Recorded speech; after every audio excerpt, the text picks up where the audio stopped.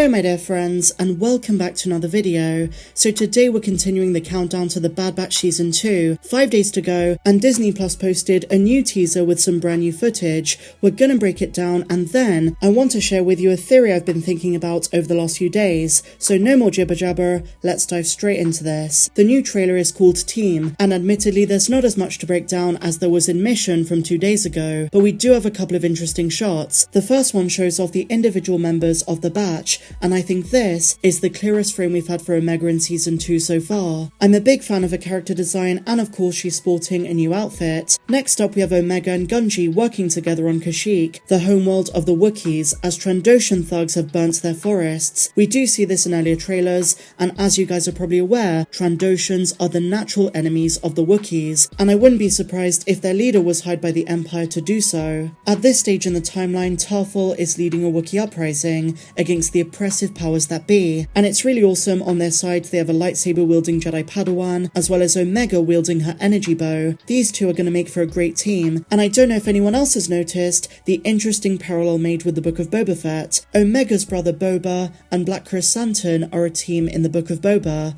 and Omega and Gungi are a team now in the Bad Batch. I wonder if as Omega and Gungi get older, they're going to stick together and keep working together, especially after the other members of the Bad Batch unfortunately die, as they do have accelerated aging. So even if they don't die in the show, they will eventually perish. Now imagine if later in the timeline in The Mandalorian, we see Omega and a full-grown adult 7-foot Gungi working together. That'd be so cool. My only question is though, who's going to further Gungi's Jedi training before that point? During the time period of the Bad Batch, it might be Quinlan Vos or Luminara Unduli before she's arrested. I guess we're going to have to find out in the show. Next up we see a freighter heading for Geonosis, with Cody and his men within. It's been struck, so the whole thing starts to shake. Then we have a really nice shot of Wrecker and Omega, who, as we saw in the first season, have their own wholesome sibling dynamic, one which is very jovial.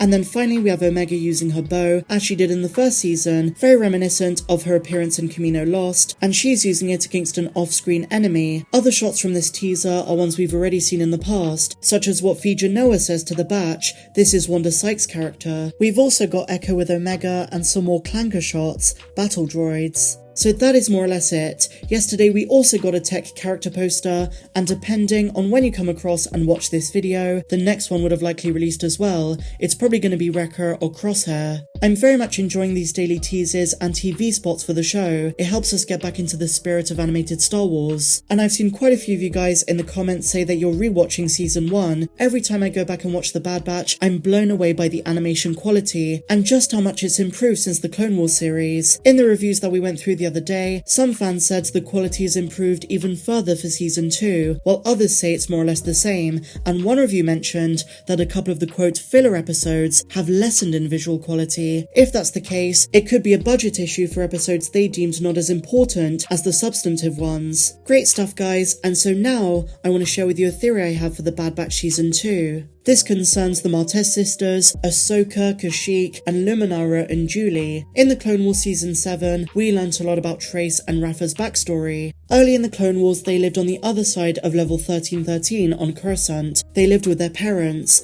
While they were in the underworld, the two sisters heard lots of stories about the Jedi and grew to admire them. But during an incident that involved Cad Bane and Zero the Hutt, the Jedi, in trying to steer a transport away from a crowd, sent it crashing into the side of the same underworld portal where the Martez family lived. Seeing the oncoming danger, Trace and Rafa's parents rushed to evacuate them. However, before the parents could escape along with them, the transport crashed into the portal wall, killing both of their parents. In the aftermath of Zero's escape, the Jedi came back to inspect the damage. When recounting the story to Ahsoka, Rafa mentions a green-skinned female Jedi soon came over to the grieving sisters and simply told them that she needed to make a choice, but that they shouldn't worry as the Force would be with them before departing. Now this left Trace and Rafa embittered against the Jedi for both their role in the death of their parents and their attempt to comfort them, but we were never told who the green-skinned Jedi was.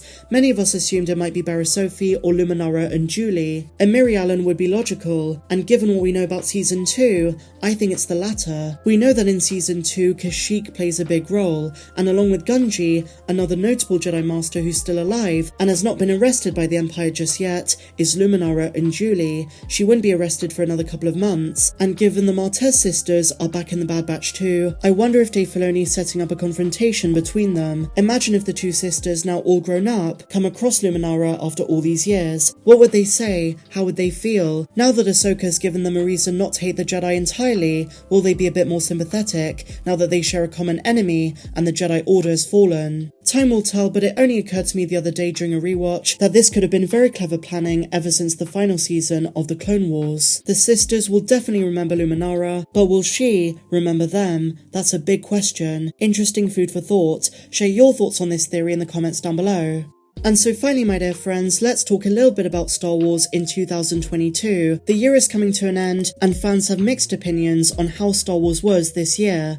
A lot of folks are looking forward to 2023, we have a lot of great shows coming, but was 2022 decent? Well, we can break down 2022 based on different categories, and on Twitter, I came across this post. It basically asks you Character of the Year, New Character of the Year, Best Performance, Best TV Show, etc, etc, and these were my responses. Let me know if you agree or disagree in the comments down below, and then share yours. So first of all, we have Character of the Year.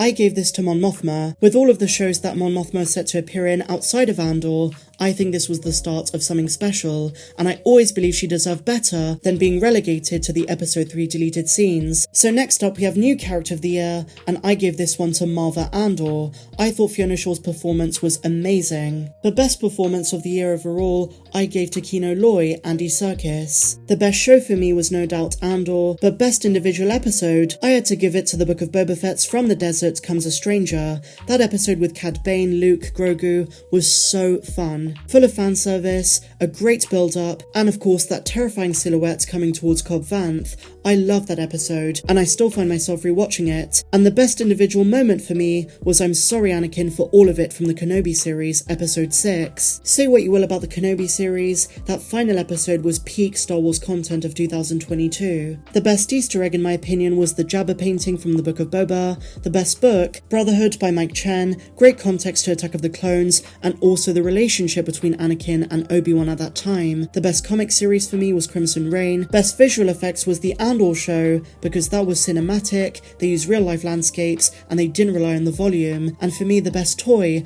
was Velsarth's Funko Pop. I just received it the other day. But I want to hear from you guys. What are your picks, and in particular, what was your favourite show, and also your favourite moment from any episode? Moreover, which show are you most looking forward to in 2023? I've got a feeling the majority of folks are going to say the Ahsoka show. The anticipation for that is massive. But first things first, the first show of 2023 drops in 5 days time, the 2-episode premiere of the Bad Batch Season 2. If you enjoyed this video guys, please be sure to give me a big fat thumbs up, subscribe if you're new, and I'll see you in the next video. May the Force be with you always.